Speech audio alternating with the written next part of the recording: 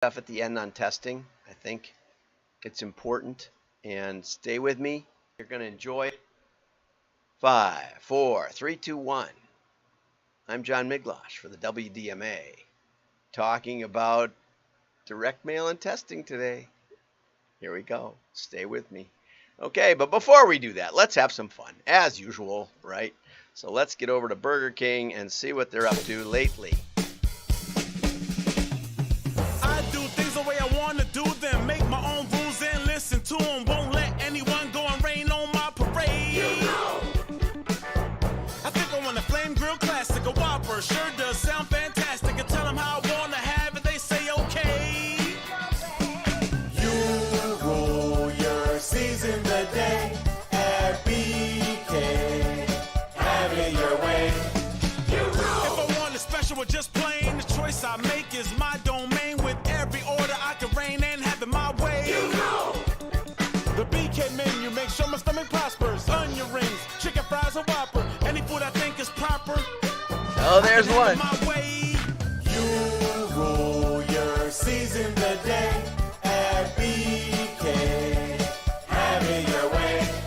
You know. Okay, thank you for that. And I do appreciate that Burger King was one of the first places that it didn't really open up because they wouldn't let you in, but they would at least let you have a burger. And so in the pandemic, my wife and I got in the habit of going down to Burger King, and they had some kind of special on a second Whopper for $1 or something. I don't know what. And they were real nice down in Delafield. So let's get some backstory on this. And the answer is Burger King Catchy Ditty. Okay? Created by OKRP, which I thought was interesting because yesterday we talked, or Tom Fishburne talked about unrecognizable ad agency names, which is, there's one. Okay, it's a new take on the classic Have It Your Way jingle from the 70s, and you can hear that going through the You Rule, the Have It Your Way homage, I would say. Although at the end of the article they say they wanted an earworm. That's the song that gets in your head.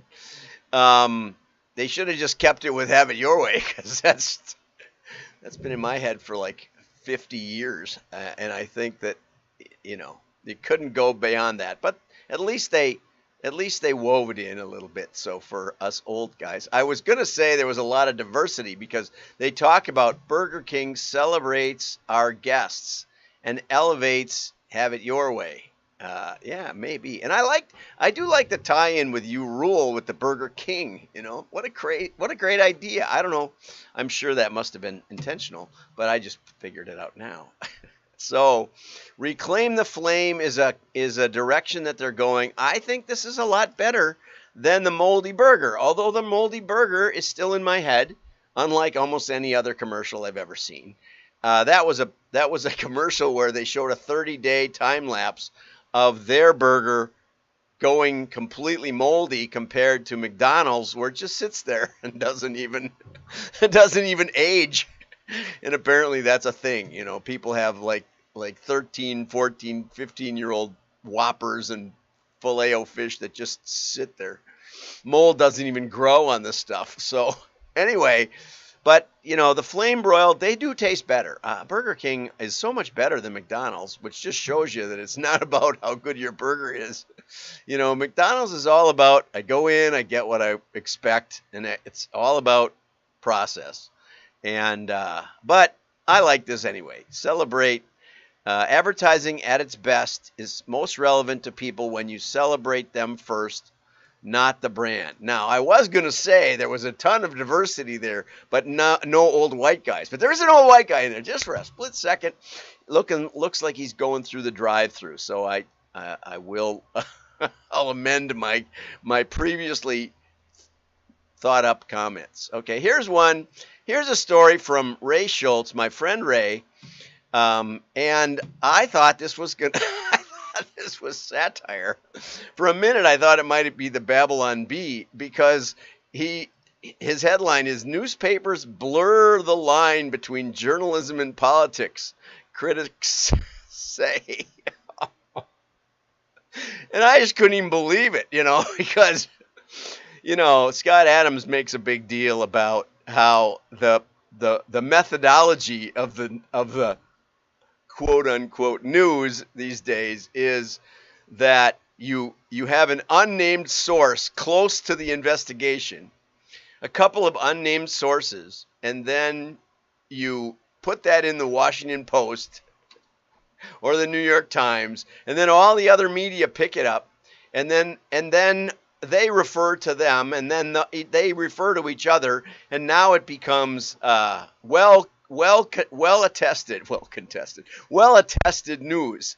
Anyway, so this actually kind of looks like a newspaper to me. I gotta admit, it does. It's okay. My first article, before I ever got an article printed in the real direct marketing news media, I wrote one, and I made it look like it was from Catalog Age. I think it was Catalog Age, which was kind of patterned after Advertising Age. Okay, so and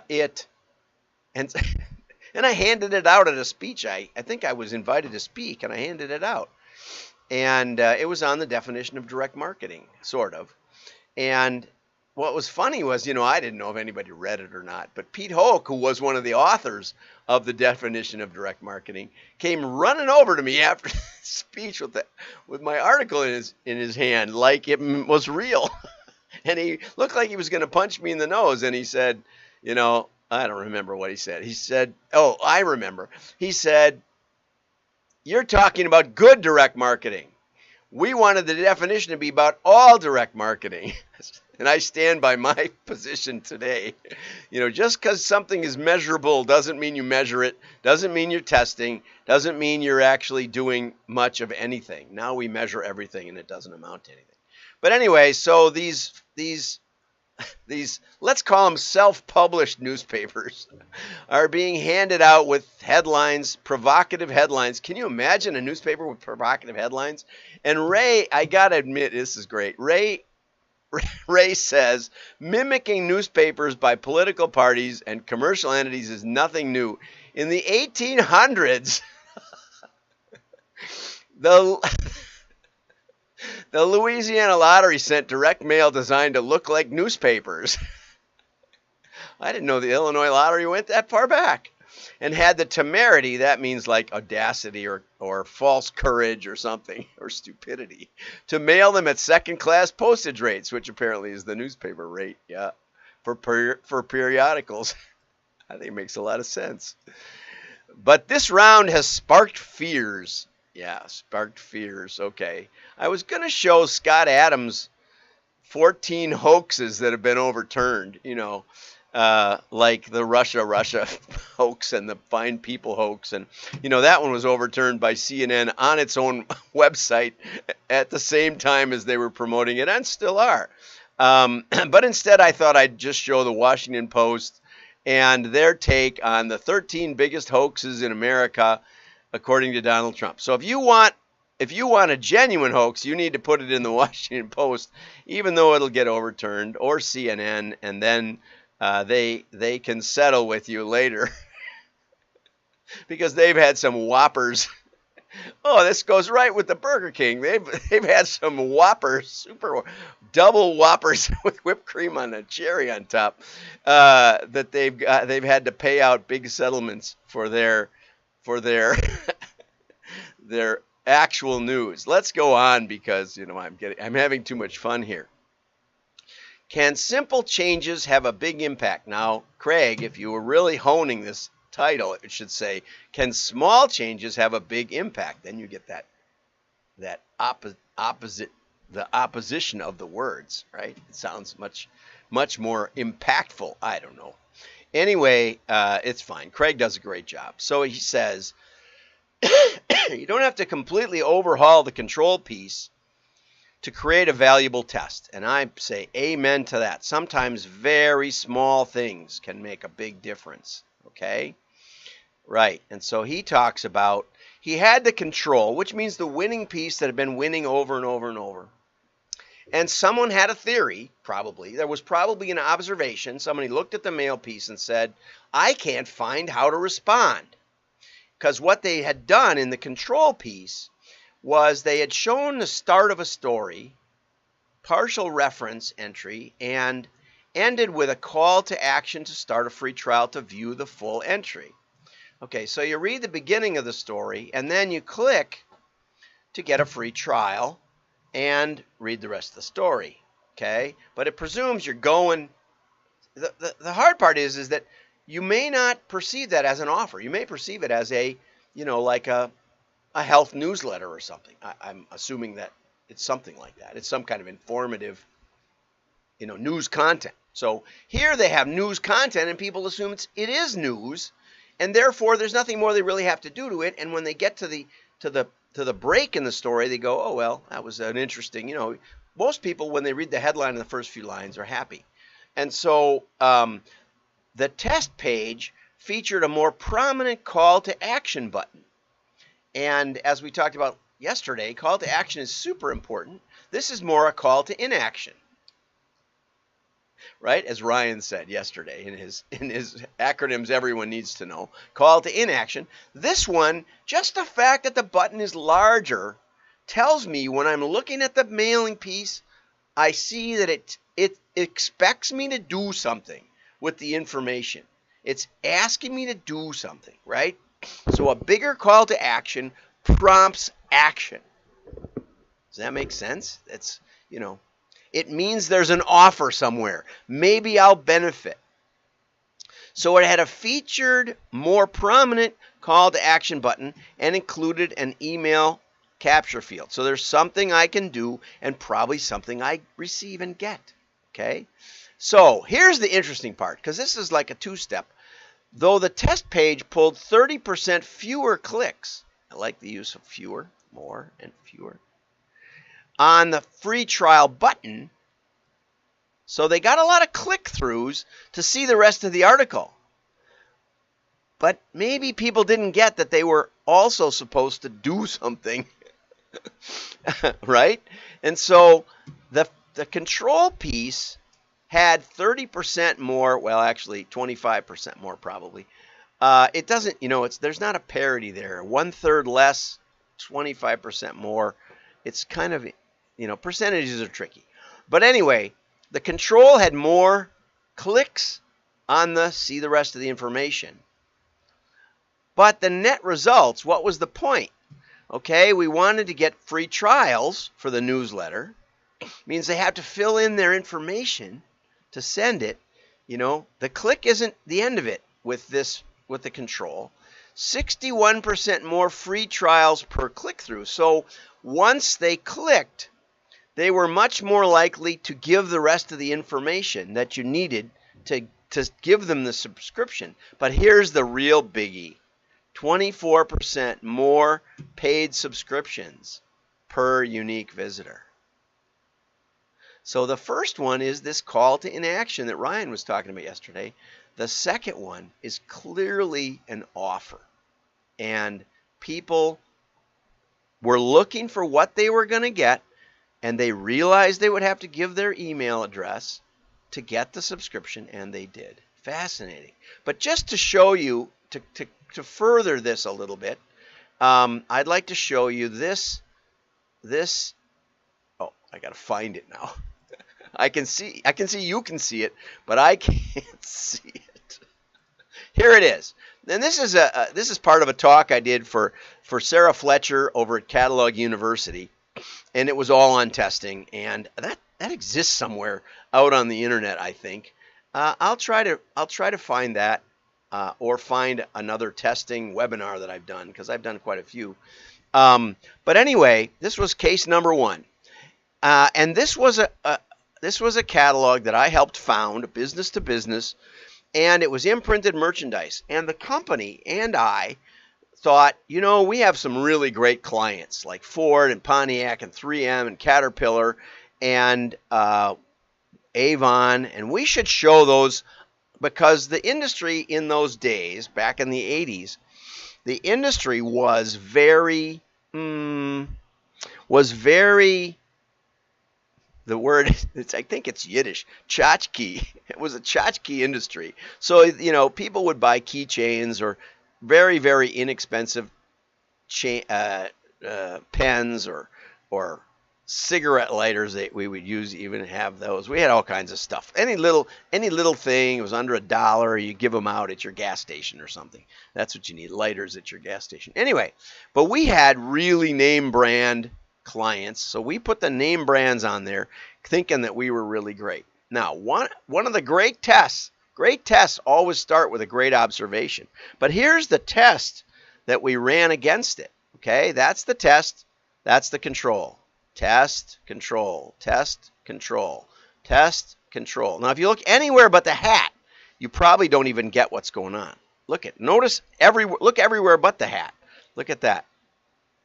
This one up here says custom embroidery. This one says your logo. This one says your imprint. Now, the catalog was much bigger in the real life, so it was easier to see those. Okay, but this is the control. This is the test.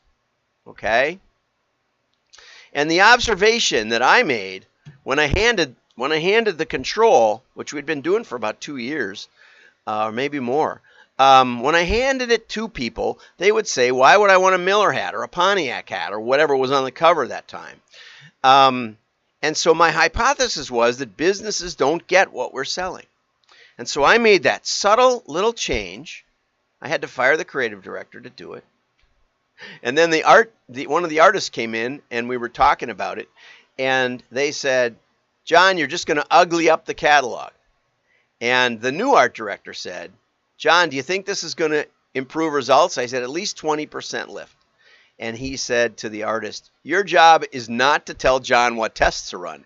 Your job is to make it look as unugly as possible. And so, I gave him a lot of leeway about how they made that look. And so it made it look like real logos. But anyway, so the test here, 600,000 pieces, the test compared to control was 40% higher response. Same average order size, same everything. The catalog, interestingly, was unchanged. There wasn't one word of copy different. There wasn't one picture different. There wasn't one price different.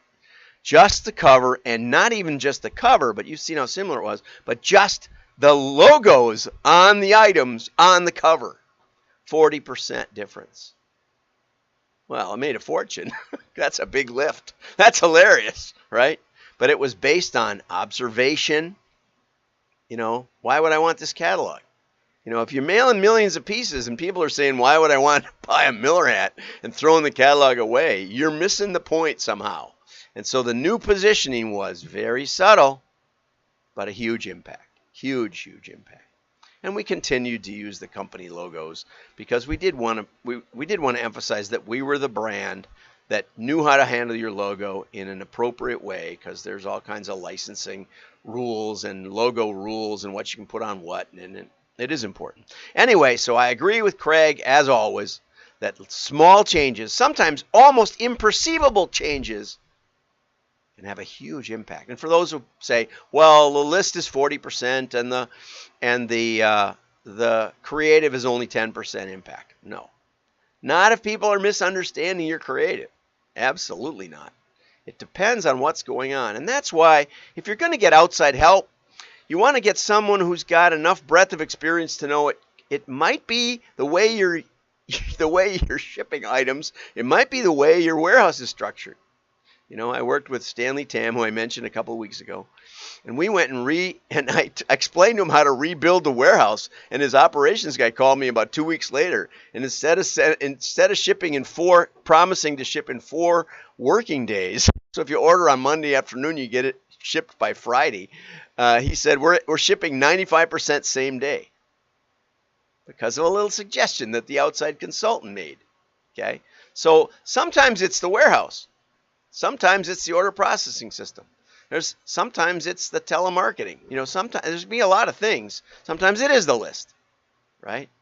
But sometimes it's the creative, and it can be a big deal. And that's what Craig's point is, and good for that. Okay, if you want, I'm sure I can put the slide deck. It's big though.